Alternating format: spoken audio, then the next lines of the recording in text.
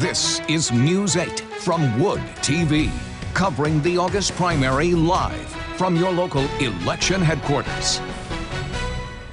And welcome into our News 8 studios on a record-setting primary night. More than 1.5 million absentee ballots returned. That is a new all-time record in our state.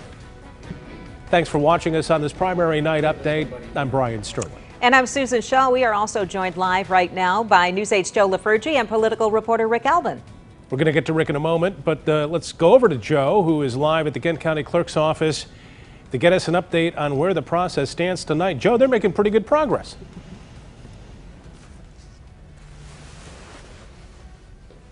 Only 45 seconds.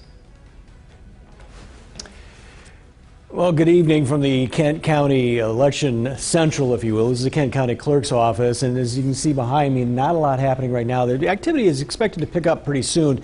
You'll have a lot of the local clerks coming in. They won't bring the ballots in. The ballot tabulations, at least from the walk-in vote, are sent through an electronic modem, a secured modem, into the office. Eventually, those ballots will end up here when the Board of Canvassers has to look at them. The slowdown tonight, the expected slowdown, is going to be when those absentee ballots come in. Now, the ballots that are from the walk-in votes are tabulated by one crew at your local election, at your township or your city clerk's office or your precinct where you vote at.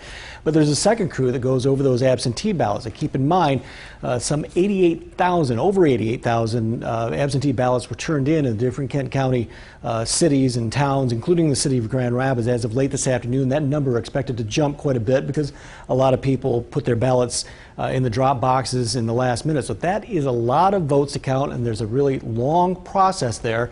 So it looks like a lot of the clerk's staff here we're going to be here all night, possibly well into tomorrow, counting all of those ballots. So it's going to be a long night, possibly a long day, and you probably won't see any results until later on tomorrow. Joe, go ahead. I was just going to say, Joe, you do expect them to stay all night long, or do you think at one point they might call it a night if they've got too much ahead of them? No, the plan is right now, Brian, to just count on through the night. The joke around here is bring your jammies because it's going to be a long night. The plan is just keep counting on through the night. Well, we saw a video earlier, Joe, of people going to the lock boxes and dropping off their absentee ballots, so it's been right up to the very last minute.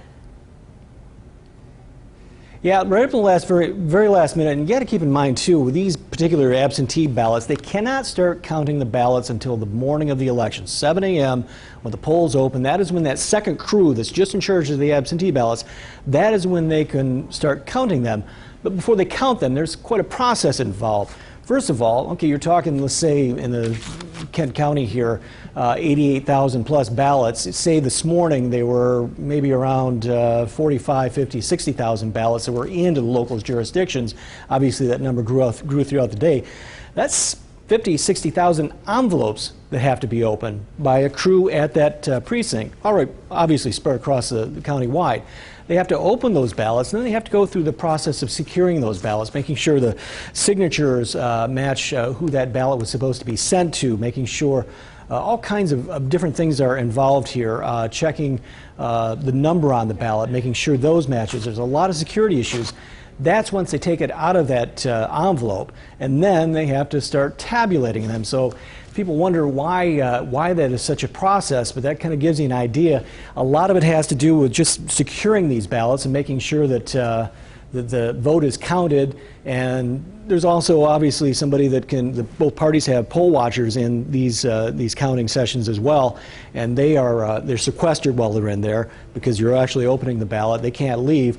And they're watching this as well, so they can challenge a vote if that need be, or they're there to make sure that's a good vote, that's what that voter intended, which is kind of a tough thing with the voter not there. If they were voting in person, they have that luxury, but not with these absentee ballots. So it gives you kind of a sense of why it's taking so long to count these ballots. That's right. It's got to be official and most importantly accurate, that's for sure. And they're set up to do that tonight. It's just going to take a little extra time. Joe LaFerge reporting live from the Kent County Clerk's office. Thank you.